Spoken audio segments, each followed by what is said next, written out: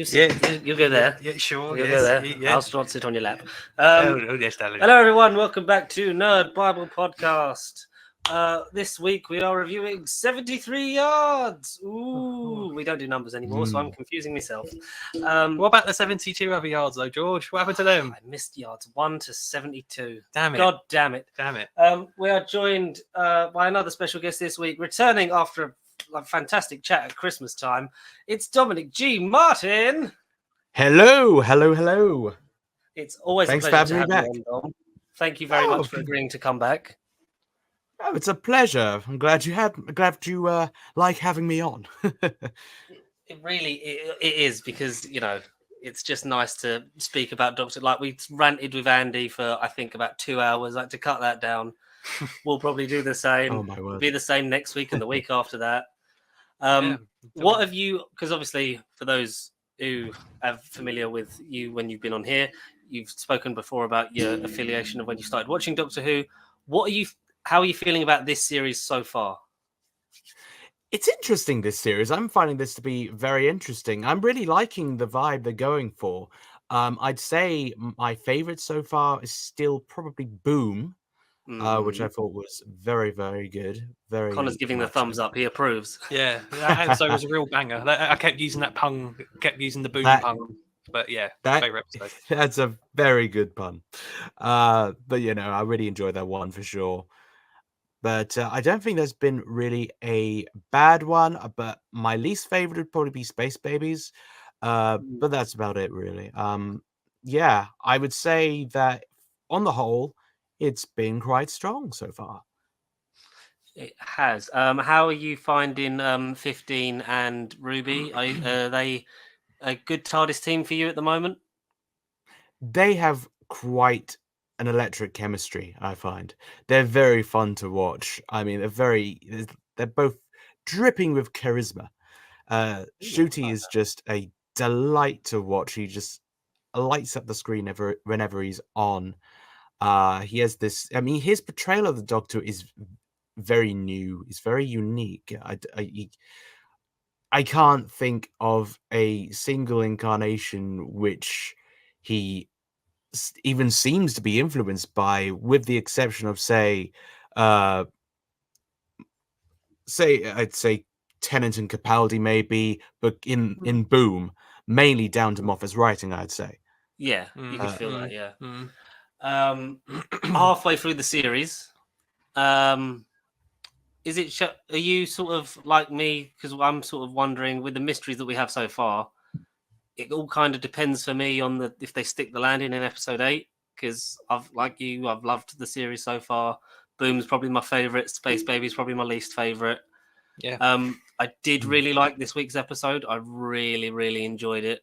But I don't really know why. I know our friend Mike did not, but we can get into that in the audience interaction bit.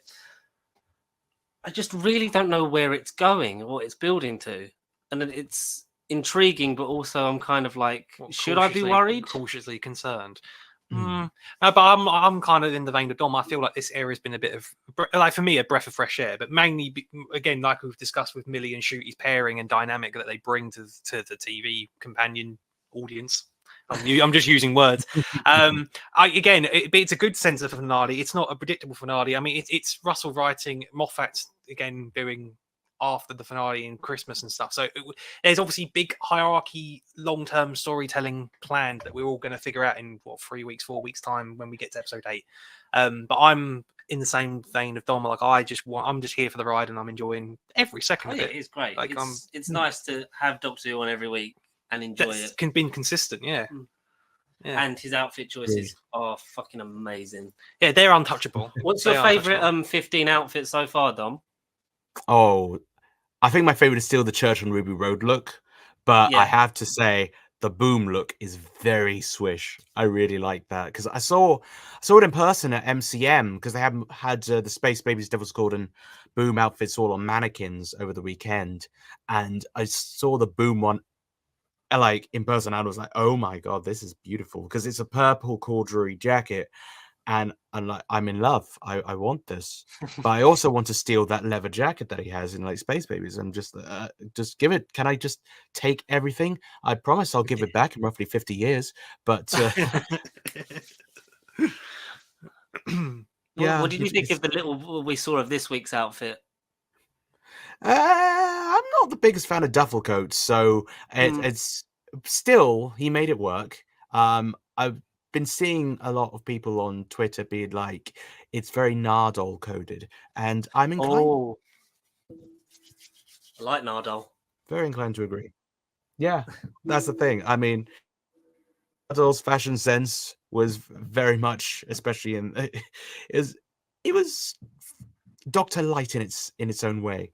So it's nice that Shooty's kind of accidentally paid a bit of homage. It is. What outfits have we got left? We've got the Rogue period piece outfit.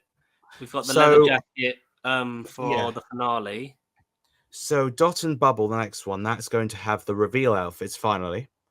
Oh, nice. So it's an original reveal outfit with the plaid coat, the orange jumper. It was finally going to get some screen time aside from 10 seconds in the Christmas special, which everyone was starting to get a bit nervous about. And then it's obviously, Rogue has the lovely Regency look, the red velvet, very nice throwback to Capaldi. I believe that is the exact same material as well, the Holland and Sherry red velvet, if I'm not mistaken. I might be mistaken. Oh, nice. But I feel like it's that.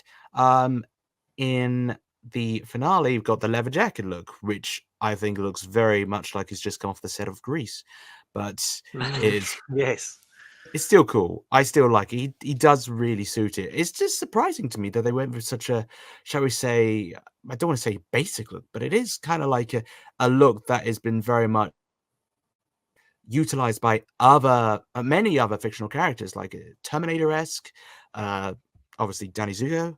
It's not unique, but somehow it still kind of works. And the thing is, with Shooty, he could make anything look amazing. Like he could dress, you could put him in the Colin Baker jacket, and I think it would work 100 times better. I agree. No, that's the thing. Pam Down at the screening at MCM, she was like, you could put Shooty in a bin bag and he still look great. And I think that's true. Oh, definitely. So did you watch 73 Yards at MCM? Yes. Technically, I watched it as soon as the clock turned midnight beforehand, and also watched it at the screening because I was like, I ain't going to be spoiler free. So I'm going to be around nerds all day. They're going to spoil it for me eventually. You need to have your knowledge for when the nerds come for you. Exactly. I'm just like, why put myself through that? No. I'm going to watch it now. And I'm going to be able to discuss it with people and hopefully not spoil it for those. I don't want to intend to be the spoiler, but I do not want to be the spoiled. So I will take all precautions. Especially with these midnight. How are you finding it? Are you watching it at midnight, or are you watching it like generally, or are you watching it on the Saturday or a couple of days later? What's been the main one for you? So for the first two, we did it on broadcast because me and my flatmates, we decided, no, we're going to watch this all as a unit. And we held ourselves back until broadcast time. That was very good. Then Boom came along and we were like, this is Stephen Moffat episode. Come on, we got to watch it now. We got to watch it as soon as it comes out. And then for 73 Yards, we decided Dom's not going to be here, so let's watch it now. So we watched it together at about midnight as well. And I tell you, the midnight releases are certainly draining because you're already at the end of the day. You're tired, and now you're having to focus on Doctor Who, and it's just got a bit. And 73 Yards was a. It was a difficult watch when you're tired. Yeah. It's a very difficult watch. What did you, before we get into like the sort of the nitty gritty of it, what did you think of the episode this week? Well, it was okay. So, like originally, I was like, what? I couldn't give an opinion. I couldn't decide whether I liked it, loved it, hated it, disliked it, whatever. I genuinely was not sure of how I felt about it because of how it ended. And that was like the overriding thing. I was just trying to make it in my head. So when I went to that second screening at MCM, things settled a bit more, and I can really appreciate the character work that's gone into it. And I as a whole, I really do like it. But I feel like there's a lot of things in there that have been left very much either up to interpretation, or we're never going to know, or we're going to find out in the finale, and it's going to be all revisited later. And I'm not entirely sure which one it's going to be. If it's all left up to interpretation, then that's a very interesting way to go. It's both very bold, but also a bit chaotic, because that there's so much you could extract from that, and maybe that's the point. Who knows? Russell T knows, but he won't give anything away. It's like Chris Chibnall with where the fugitive doctor is placed. He apparently doesn't know. He clearly knows. But it's all very difficult, really. You're just trying to get your brain around it. So, as I say, it's very difficult at midnight, but at 7 o'clock on after walking around a very busy convention hall, it's still very difficult. So I might need a third rewatch to cement it in my head. But I liked it. I definitely liked it. And I can definitely appreciate a lot of the character work. But there are some things that still confuse and bug the head out of me. It's very similar how what you said when you first got here. How are you feeling about it? Yeah, I can say, but it was like I just sort of said earlier. But I feel like I'm here for this ride. Whether Dot and Bubbles episode is going to be another mystery, if that's going to be a simple run of the mill Doctor Who. Like, I'm here for all of it so far. There's not been anything to really detract me or make me go not to have second thoughts or doubts. But back to 73 yards, again, it wasn't until jumping ahead slightly, it wasn't until Mr. William came into the episode that my eyes then kind of, whatever time I was watching it, it kind of then made me go, like this is going to be a bit more important than the average midweek episode. And that's kind of when my eyes were fully and my brain was fully in gear. And I thought, okie dokie, there's got to be something to this. And again, it's very open-ended. Is this going to be the last of William? Probably not. I feel like there's got to be at least more of him in the finale, or at least a mention. This episode in particular, there might be a thread or two revisited. Fingers crossed. Hopefully, Russell. But again, it's Russell. He should do it. Hopefully, because I think there will be a portion of the audience, like we say, they don't like the open-endedness. They don't like the interpretation. People want to know all the ins and outs. But again, this is mid-season. You're not going to get the answers to everything. It's not until you get to the end of the road that it's all clear. But but then that goes into the plot of this episode. Nothing was what was real. What was actually real in this episode? Until we get to the end, none of it could have been real. Yeah, it all literally could have been like a click. But yeah, that was kind of it was what worked for this episode for me. But again, it all very much depends on the finale and how, if elements are going to be revisited later on. Like, I'm with George on that, but I enjoyed it. It was. I feel like I liked it, but I didn't know why. Like, I was fully engaged for the whole runtime. Like, Millie Gibson's performance was absolutely phenomenal for someone that young to carry a Doctor-lite episode that early into your run. Yeah. I think that was like one of the first, if not the first episode she filmed, wasn't it? It was the first script she read. I might not have read about the filming part, but I'm kind of hoping it was the first thing she filmed. But it definitely was the first script she got through the door and she read, and we thought, bloody hell, Russell, like what have I signed on to? But then both Shooty and Russell have been mega supportive of her, and like their little stories after the episode air were really nice. And that kind of said to me that this episode at least did mean, obviously to everyone, but like it meant a little bit more, or it had that special love and care, at least behind the scenes. So maybe that's kind of swept in my favor a little bit. But just the fact that it's literally the first thing Millie would have read and gone, oh, okay, sure, it's my episode. It's my episode. But to do that, and if it is the first one she filmed, what a way to start your Doctor Who career. Amazing. Genuinely incredibly impressive performance. Very, very good. When's the last time we had a Doctor-lite episode? A lot of kudos for that. A while ago, and I don't last think one. I mean, I'd say technically the last Doctor-lite episode was people consider The Girl Who Waited a Doctor-lite episode. I mean, I can kind of see that. I mean, the last one was technically turn left, but Yeah. Or like, you know, a little bit of flatline because Capaldi Yeah, gets a haircut between TARDIS scenes. I know, yeah. But I in think terms that's of that's proper, yeah, it would proper. be That's turn yeah. left, wouldn't it? Yeah, proper. I mean, Girl Who Waited and Flatline would be in that same category as Doctor, sort of like, but sort of there, Doctor sort of light. sort of, sort of like, yeah, It's like a sort brand of different. cola, sort of Doctor-lite. But no, Diet, this diet was Doctor Who. I'd say Catherine Tate's performance in Turn Left and this are some of the strongest performances in the show, like ever. Like to be to be that young. Your first episode of Doctor Who is, you know, you're on your own. You're basically remaking Curse of Clyde Langer from series 5 of Sarah Jane Adventures. Yeah, And you absolutely knock it out of the park. And also like the work of everyone else. Like I forget who plays Ruby's mum, but like even her work was phenomenal. Like that slow-mo of her in the cab where she is just like serving so much. Like that look. a look that could kill. It was amazing. Like, and it's just like I just the performance was phenomenal. It was. I just don't know if the episode was just kind of like, well, how did this happen? Well, I don't know. You make it up. How did this happen? Like, what did like we say on our tag name? Like, what did old Ruby say to make them run away? Like, I don't know. Yeah, I don't know. Obviously, like, spoilers for that bit, but like, yeah, because it felt a bit. That bit felt a bit under the lake before the flood with those like ghost things that were just like constantly chanting and making the same movements, but you couldn't hear them. But then you could lip read them, but you could never see her face. It was always out of focus. yeah.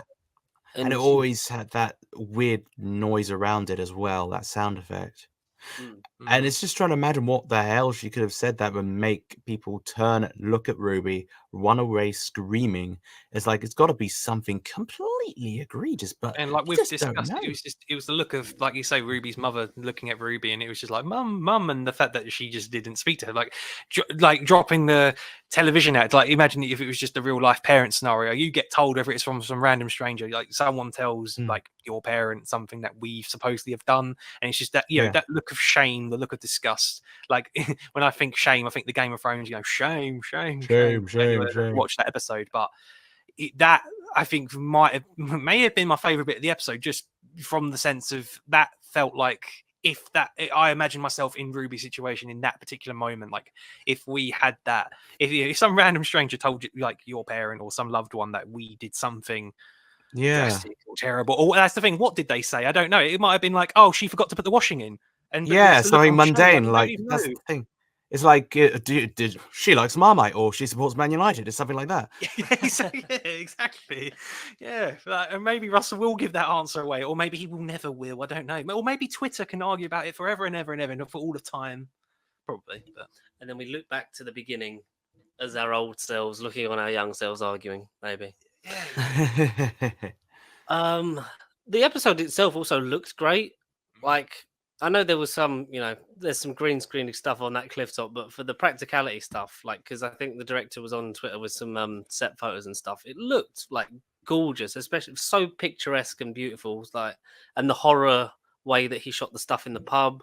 Those guest stars I thought were quite funny, like that whole setup for Mad Jack, and then it's the delivery guy with the pasties at the door, and they're all laughing. Yeah. That was funny. That was harsh to watch, though. That was like it's the increasing intensity, like the pressure. But also, it did feel quite uncomfortable with the whole, yes, you can pay with your phone. And it was just like, okay, oh, God, okay. Oof. Yeah. Not quite the dark ages, love. Yeah.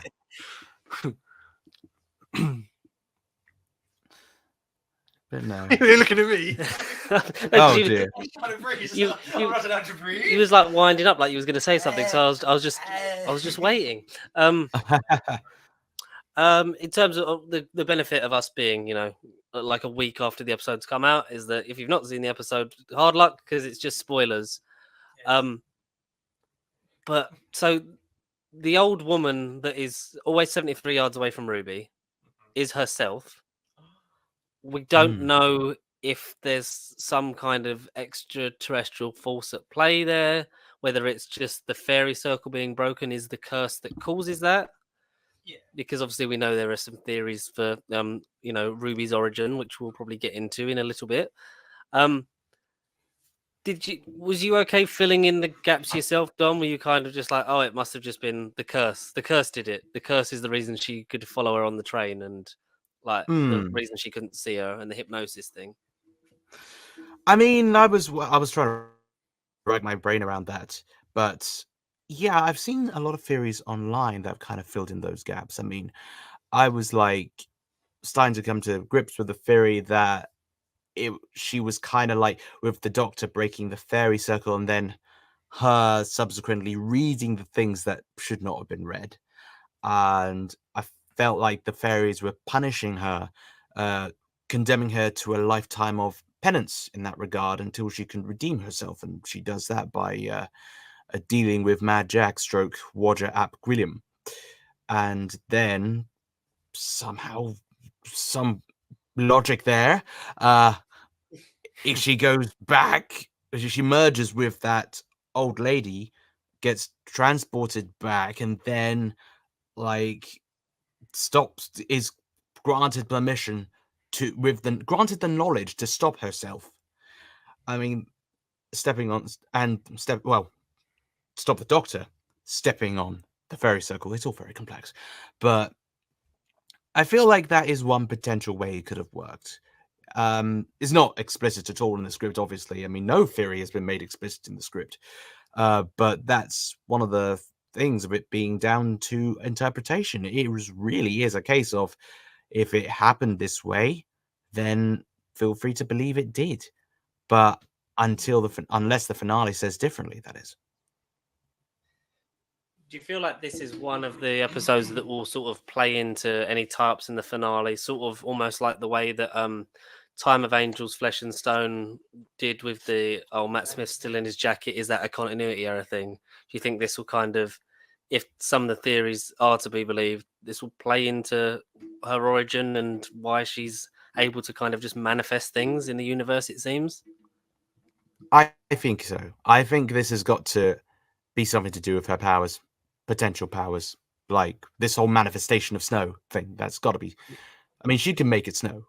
This has got to be something that she can do, and this is something she has some sort of latent power over. Like, I don't know what sort of creature she is, but I'm starting to think that she's not human at this point. So who even knows? But that's just it. It's there is so much that we have not learned about Ruby so far, and that's why I'm very interested to see where it goes going forward, because I do feel like this particular episode is definitely one that is going to be key potentially. I don't think we've seen the last of Roger ap Gwilliam either. I think that's going to be a name that comes back into play because of how big a threat he's supposedly supposed to be, and how like he almost destroys the world. And it takes Ruby to stop him. Now, without the old Ruby to stop him, who is going to stop him is more than likely going to be the Doctor. But how is that going to play out? We don't know yet. Yeah, because now that timeline now hasn't happened. Yeah, so, null and void. Yeah. What did you make of the? I've seen some, people like the way that she sets up Roger to like go and talk to Marty and essentially sort of be abused by this man.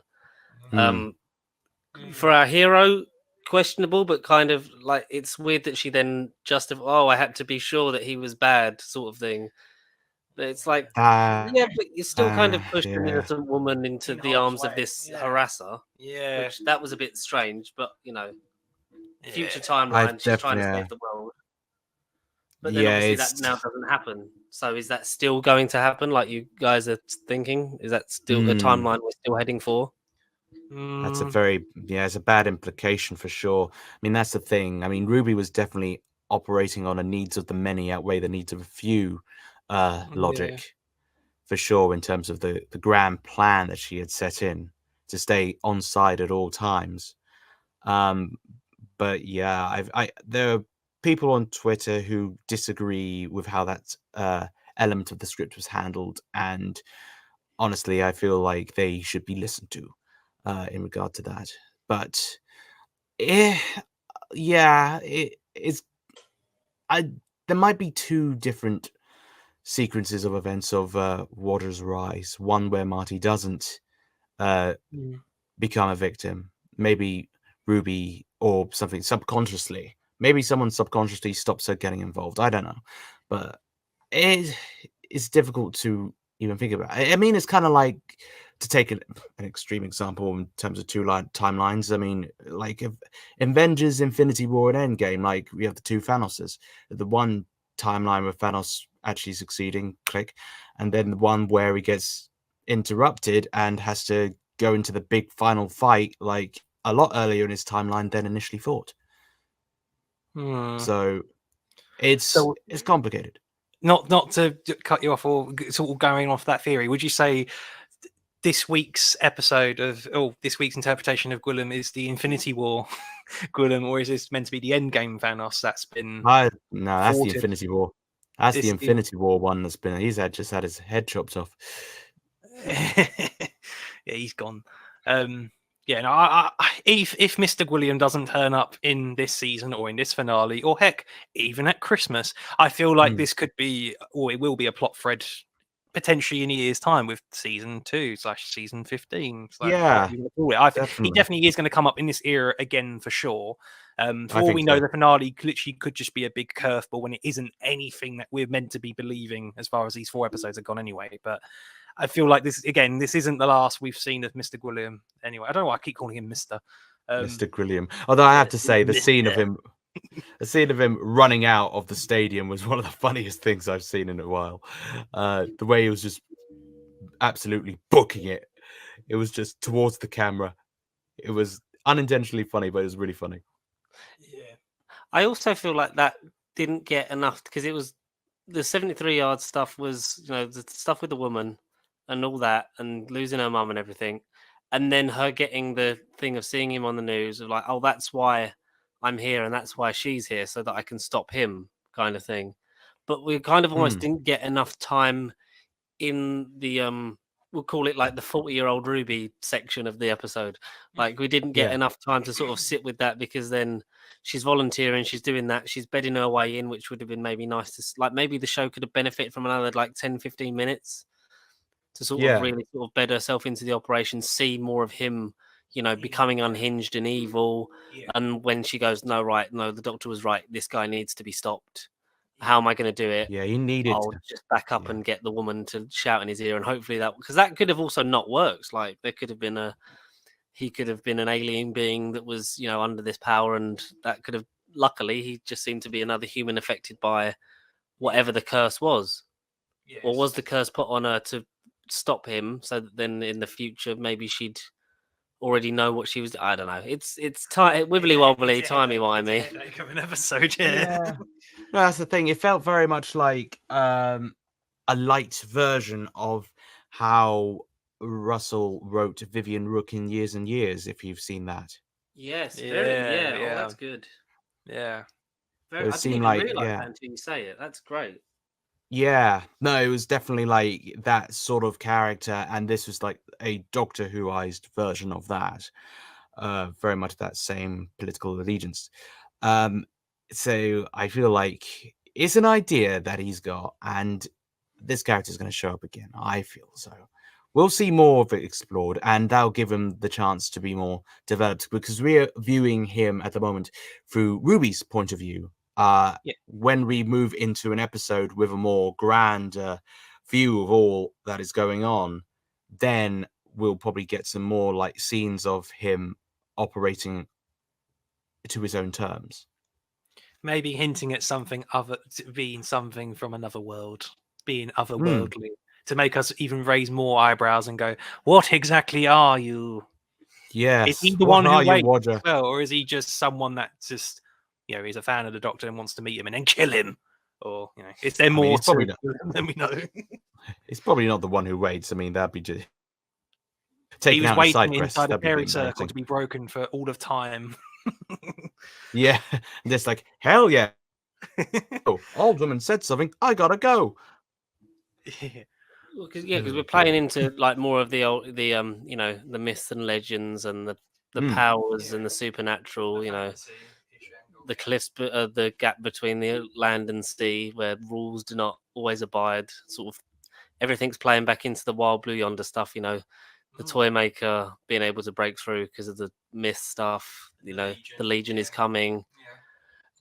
I wouldn't mind if that's not necessarily this finale, but maybe Shooty season 3 or 4 or whatever, a little bit down the line to sort of not just be like, and then the last episode with Mel is just here's all of the other members of the Legion, aka the toy maker's family? Question mark.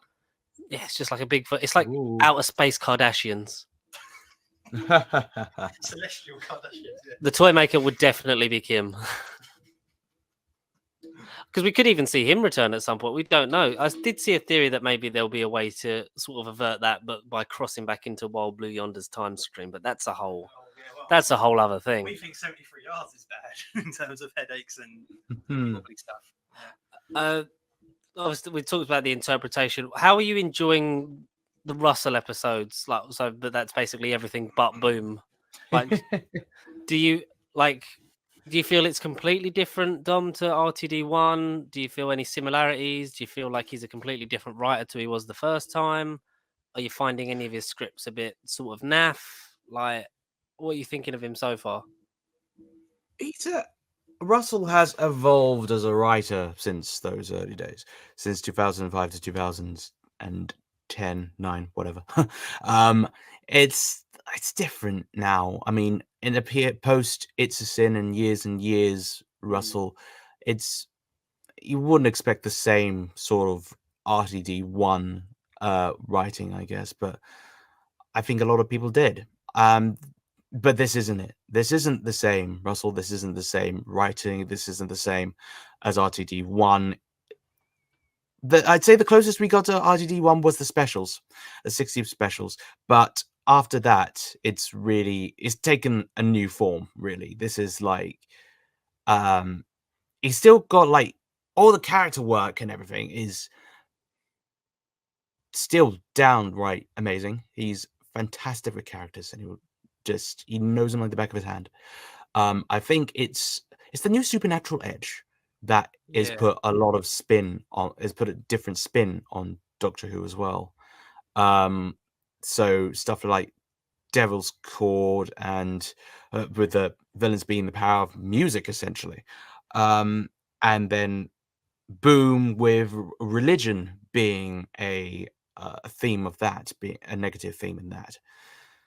And then like 73 yards, the whole fairy circle thing, everything like that. It's just, it feels very similar to Russell, but at the same time completely different. Like, I'd say Space Babies was the one that felt the most RTD1 so far. Because that is not, it was kind of taking like homage or sort of taking the template that The End of the World laid and updating it, albeit abridging it as well. But also like the all the talking babies and everything. I mean, this is the same man that did fat creatures that just walked around and did all that. Like, are we really surprised that he made a monster out of snot? Seriously? That's another bodily fluid. No. So that's what I mean. Like, it's still, it's a different Russell, but it still touches on the same. He brings out the RTD run Russell. I think I mispronounced both words there. Congratulations, Tom. RTD1 Russell. There we go. Yeah. When it's lighter, when it's the lighter stuff, but for the darker, more deeper, serious stuff, he's moved into a different form of his writing. Yeah, God, I hope that makes sense.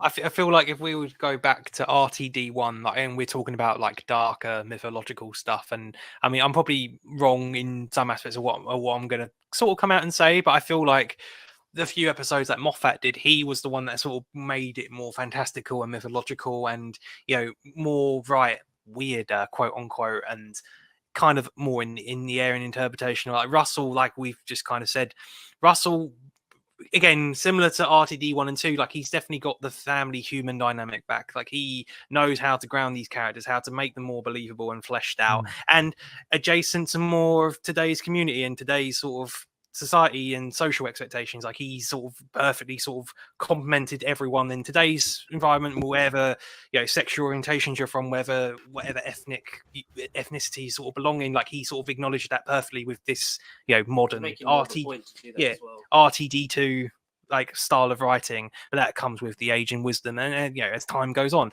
But I feel like if we were going back to RTD1, like when we're going back to this all darker and mythological and more like akin to what Russell's doing now, like this is when I'd look at the Moffat episodes of that era. I can't think of any other blimmin' writers because I don't store these at the top of my head, but the Russell written episodes weren't the darker, they were more the typical light-hearted ones. They were the more campy soap opera. Yeah, exactly. Campy soap opera. That's a good description. If we were to go RTD1, campy soap opera, RTD2, experimental, like we've just said, I can't sum a paragraph at RTD2 so far, but it is definitely more experimental post David Tennant special one. What's that one called? The Star Beast. Post Star Beast, definitely this era has been experimental. And but I'd say socially aware, Russell, but also not afraid to sort of be daring and darker, and to maybe push the audience expectation up and go, oh, this ain't the show for 5-year-olds anymore. This is going to be for everyone. But yeah, I don't know. Socially aware Russell. That's RTD2 so far. I don't know. It's a fair enough point, because also the fact that like you said, Dom, like we've got a writer back that's since done years and years. It's a sin. A man who has not been afraid to take jibes at the government and voice his displeasure at what they're doing. Like there's a lot of that throughout RTD1, and we're going to have much more of that. That's the most fun thing for me, is just we've got angry Russell back who knows that the government has essentially shafted the BBC so much to a point where he had to get the Disney deal, in terms of, I want this show to survive. A show like this needs to exist for everyone, so we need to basically give it new life everywhere, which is we're getting the midnight releases more towards the American timings. You're getting the Disney stuff. I'm be interested to see what the streaming numbers are for Disney Plus overseas, because I know everyone's still going, oh, but shoot, he's got like the worst viewing numbers like ever for any Doctor. But TV media landscape has, for the last 10-15 years changed. Oh, it's changed big time. It's no point doing big comparisons, especially to RTD1, because, well, I mean, iPlayer was nowhere near. In fact, iPlayer was around then, but it was nowhere near as big as it is now. Streaming was not anywhere near as big as it is now. So it's just the TV itself is becoming more and more. Watching on broadcast is becoming more and more for big event things, not just like TV shows and stuff. Like we're talking like big football matches, big sports events, big like music stuff or something like that. It's like becoming reserved for like really big stuff, but other stuff is like people are just happy to catch up whenever. It's just the way it's all going. And he's reintroduced like the confidential element. Like we've got Doctor Who Unleashed, which is is just as good as its predecessor. He's really sort of done his best to kind of, obviously the specials were more to just bring back the general audience, but he's gone, this isn't just going to be like Doctor Who again. This is what we want to do this time. He's put his faith into young and relatively not relatively well known. Like shoot, he was like on the rise, like as he got Doctor Who anyway. Millie kind of lesser known out of the two of them. They're smashing it. You're gonna hopefully have some more guest writers come back to voice some some new voices in there as well. We know that we've got at least 2 more seasons of Shooty. We know that he wants to reintroduce spin-offs. Maybe some of the foundations of those have been laid already. Maybe he's reusing some stuff from the first ones again, but it's just a great time. Like you said when you first got here, Connor, it was like it's just nice every week to watch Doctor Who and for it to be good and to enjoy it, and for everyone to talk about it and just be happy that Doctor Who's on every week. Yeah, but that's the thing, and we keep stressing it. It's different every week as well. Like, but and I get portions of the audience, whether you're looking at viewing figures or not, aren't going to gel with this and go, "This ain't Doctor Who that I used to watch." You know, they say Doctor Who's cool again because the old director man's back. This ain't the same show. That's the point. Doctor Who is about change. It's about growth. I mean, look at the freaking actors that they get from time to time, you know, pun intended, to represent different areas of the show. Like Doctor Who is thriving when it's different, and you know, this is the best, or you know, good different as far as best difference that the show has needed for the longest time for me. And I'm just thriving in this new era in the sense of I don't know what I'm going to get come Saturday night with episode 5, Dot and Bubble. We none of us are going to none of us know what we're going to get. We can't predict it. It's all just, you know, it's genius. Without sounding like Russell, it's marvelous. Like in this sense, I feel like I'm a proper fanboy, soaking everything up. But I really am enjoying going into each week so far. I stress so far, but all of them have been drastically different. And you know, 9 times out of 10, I like them all. Space Babies, just wasn't for me, and it wasn't for a couple of us. But I just like each episode being different and each kind of being its own experience as opposed to just another episode. But no, I just that's what I like most about this era so far at the minute. I like that. I like that a lot. Why? Thank you. What else? So Dom, have you read any of the theories about Ruby's origin and where she might come from and what old plots might be being reused? I mean, I've been reading, like, people think this is going to be a sort of remake stroke proper follow through of the Sky plot from Sarah Jane Adventures. And I'll be honest, I remember virtually nothing of Sarah Jane Adventures Series 5. So that's all a bit alien to me. But I mean, I daren't rewatch it because I don't want to accidentally spoil myself if it just happens to be true. So I genuinely don't know. So yeah, because like obviously that series was cut tragically short by Elizabeth Sladen's passing, so it never got to be realized in any way. He's only since kind of spoken about like what he wanted to do, and it kind of, I don't know if you remember like the original plot for Rose before Boomtown had to be put in because they ran out of budget, that it was going to be revealed that the Doctor had been meddling with Rose's life to make her the perfect companion. So it's almost like he's kind of reusing, you know, elements that he never got to use the first time round of, you know, a possible trickster's child that's, you know, been manipulated to be one of the Doctor's best friends. That's very dark. Very dark potential point. But it's a dark hidden song somewhere inside her soul. Yeah, very clever, very clever. I mean, it'd be nice because obviously it gives like some credibility to, because we were saying last week that the Trickster always felt like a villain that belonged on the main show. 1,000,000%. Like Jadoon and Slovene, like easily translated to the kids version, but like the Trickster meeting and fighting with the Doctor, other than, you know, the 10-15 minutes in, you know, Wedding of Sarah Jane Smith Part 2. Oh yeah, would have been absolutely like amazing to see. Oh, the Trickster is absolutely 100% an end of world threat.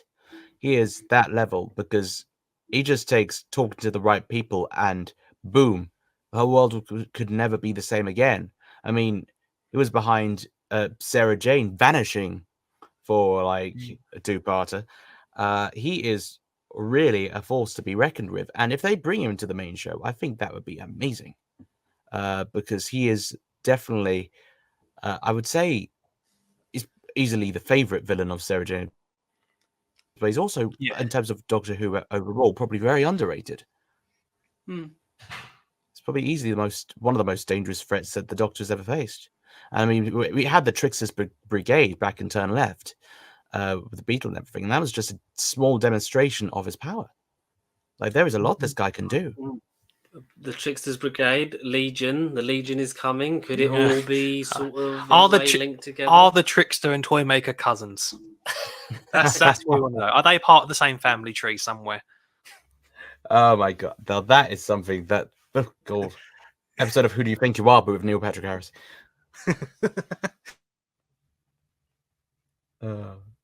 No, I think I think there's a lot of potential for the Trickster to be in Doctor Who. So hopefully they will consider going down that route. But at the same time, I'm looking forward to what the threat actually is. I know people have been thinking it's Sutek as well, which would be pretty amazing. What one was that? Sorry, mate, it cut out. Oh, sorry. I know people think that it could potentially be Sutek as well, and I think that would be Ooh. pretty amazing. Kneel before the might of Sutek. Yes. I think that has a lot of like Sutek is one of the best villains of Doctor Who ever. So Great voice. if they, yeah, oh god, he's iconic in every single way. So if they bring him back and like make him modernize him, oh, we could be in for a treat. Would you not be akin to an Omega theory? I mean, we feel like we've been saying that for the last few years, but if some variant of Omega that's not from the antimatter dimension was to come through the brigade as part of the Toymaker summons, like, would you be akin to Omega or another Time Lord-ish villain that's not the Master? We do not want the Master, Russell. We do not want the Master again so soon. Definitely not yet. Omega, he was an overgrown child throwing a tantrum. So yeah, I'm not 100% keen on Omega. I feel like that's a good point, really. Just trying to think of who else could be utilized in that regard. I mean, the monk isn't an end of world threat, but man's just messing around half the time. Yeah. Could have the Rani if they sort out the rights. Yeah. The groan. Like Sutek is I think he's a really good best shout that I feel like has kind of been ousted around. If it isn't some form of Sutek or some sort of homage to that serial Pyramids of Mars, for those that haven't watched Pyramids of Mars, please do yourself a favor. Oh, you need to. Sutek, I would like to see some, especially if we're talking about mythological and godlike beings. I mean, Sutek was, he is the god. Yeah. That isn't the Time Lord. Yeah. He is a good fit to bring back in this new supernatural way of Doctor Who. So I'd be more than down. Yeah, almost sort of like Hinchcliffe era-esque, isn't it? This. Yeah. Oh, I like it. Does that mean we get the Stones of Blood again? Entirely. I've got the correspondence we got from Mike that we mentioned earlier. Interested in your thoughts on this, Dom. So Mike wasn't a huge fan of 73 Yards, mainly for the fact of how, without saying it was magic, how do you explain, what did Ruby say to people to make her run away? How did she catch up to her while she was on the train? And so on and so forth. All the things that Russell leaves purposefully open-ended. How does she time travel? Valid points. I get that, but it's kind of almost a Twilight Zone episode. So it was one of those things, like I said earlier. I loved the episode. I just don't know why. Like I was just really engaged. It reminds me a lot of that bit in The Simpsons where Homer is watching an episode of Twin Peaks where there's like a horse dancing with a guy, and it's just like, I have no idea what's going on, but he's clearly enjoying it, and it's kind of like got that sort of vibes. I mean, you understand a lot more of what's happened with 73 Yards until the ending. It's like, hey, what's going on? Oh, the Twin Peaks, what the hell? And it does go a bit Lynchian, but yeah, I mean, Mike's complaints are definitely valid, but that's all the stuff that Russell has openly left to interpretation. So whether we get payoff from that is another matter entirely. Yeah. Do you think it kind of, if it pays off in the finale, it kind of justifies the open-endedness, but if it's kind of just left as just a thing of, oh, that just happened in one adventure and it's not tied into what's coming, does it kind of make the episode seem worse? Or more pointless, quote unquote, or it's more of a thought experiment. It becomes more of a experimental episode. I mean, I've never been a fan of "It's a Dream" episodes, but Yeah, I mean, yeah. if it doesn't turn out to be anything relevant to the plot going forward, I'm not going to be mad. I'm going to be just feel like, oh, okay, well, it's an interesting. That's kind of like if you've seen Captain Scarlet, that this is kind of like the attack on Cloud Base, where all the main characters basically die. But it turns out it was all a dream. But it was just very much like what the writers, they wanted to do something extreme without any long-lasting consequences. So this could be equivalent to that. But I don't think that's going to be the case. I think to definitely tie into what's going to come later. And depending on how the landing is sticked, this could really elevate it to one of the best Russell T Davies episodes ever. Ooh, ever. So on that, how would you rate the episode out of 10? It's very difficult to rate just at this current state. I want to give it. I'm gonna give it a.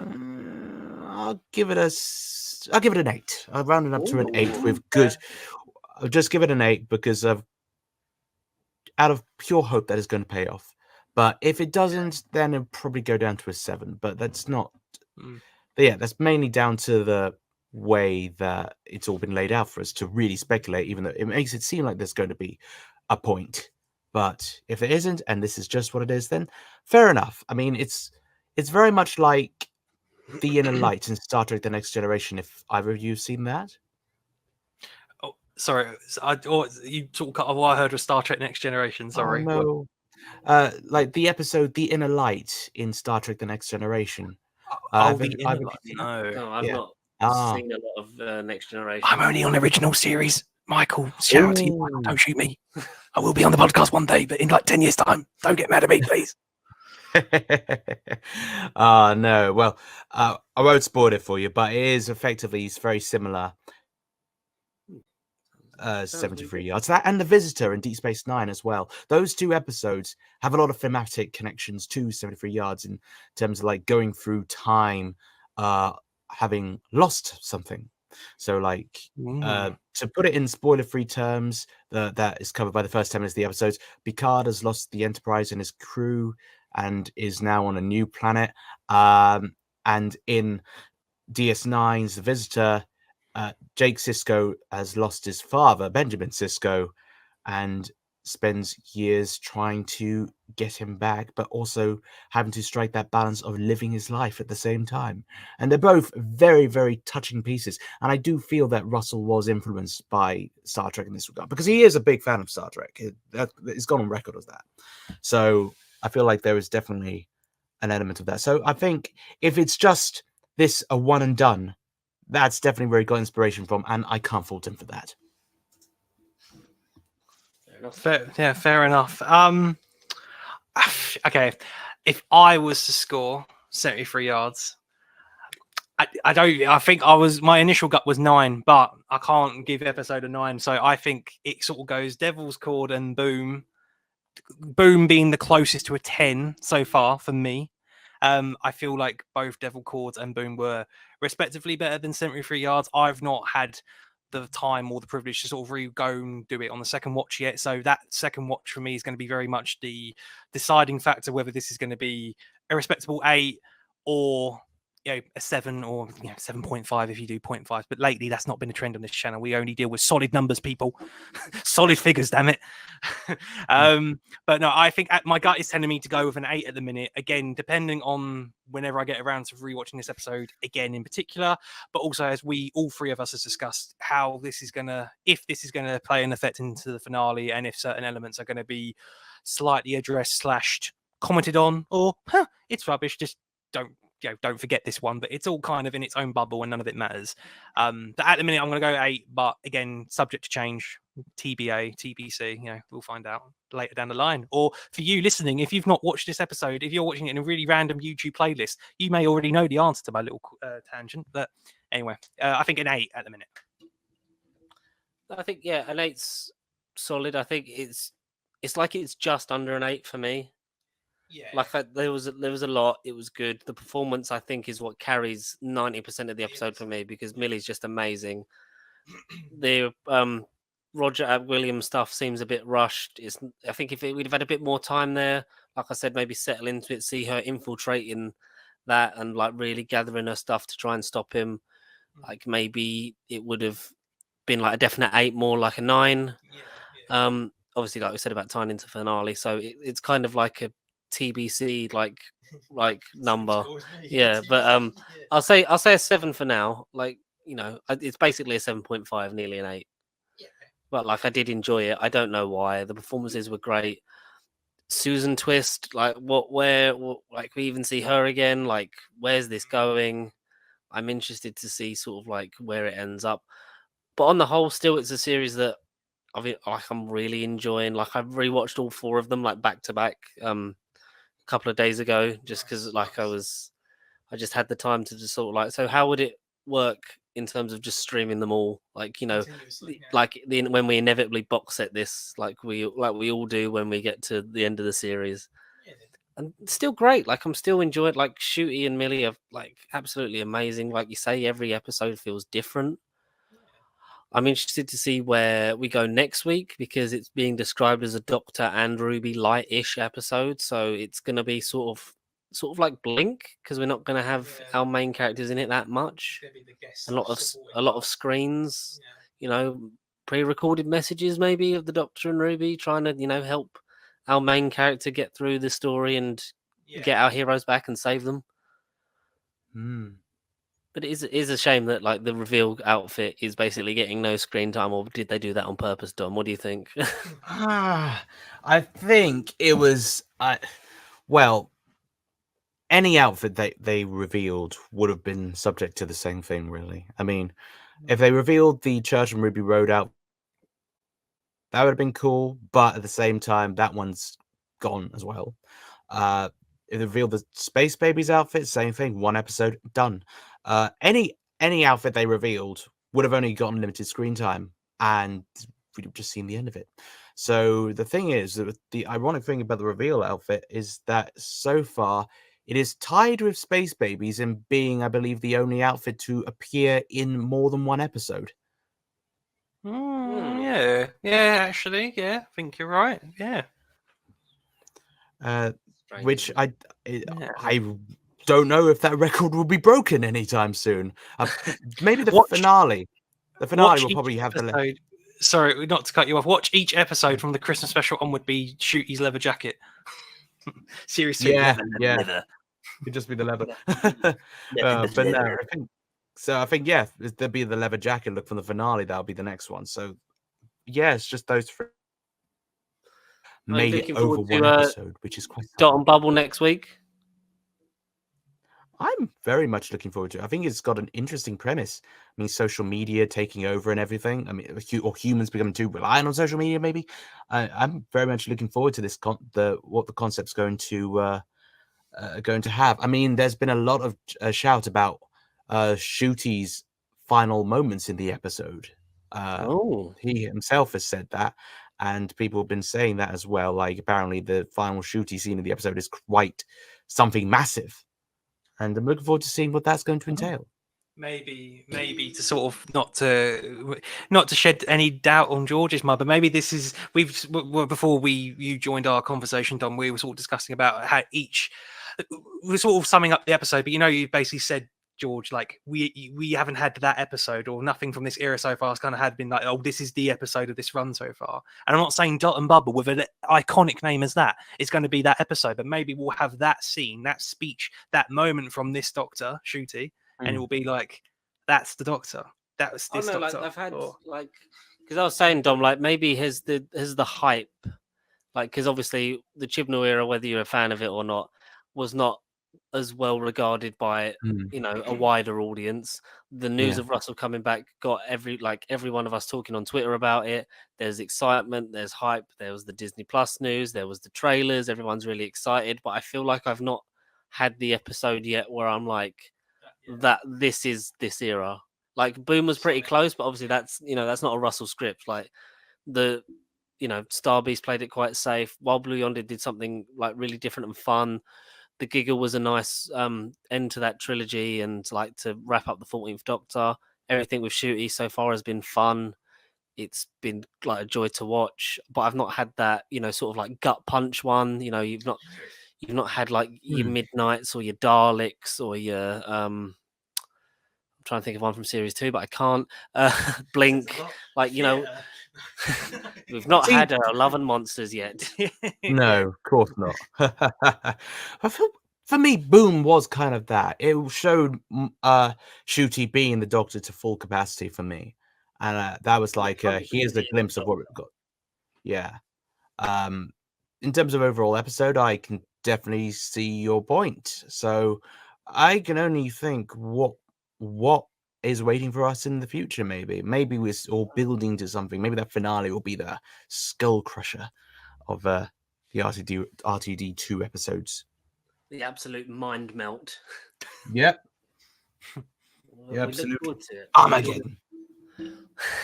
Thank you, Dom, for coming on once again. It was a pleasure to talk to you the first time, and thanks for coming back. We've not weirded you out or, sent you on your way thinking, who are these two strange people that talk about Doctor Who in a weird way? Oh, of course not. It's always a pleasure. Thank you for having me on again.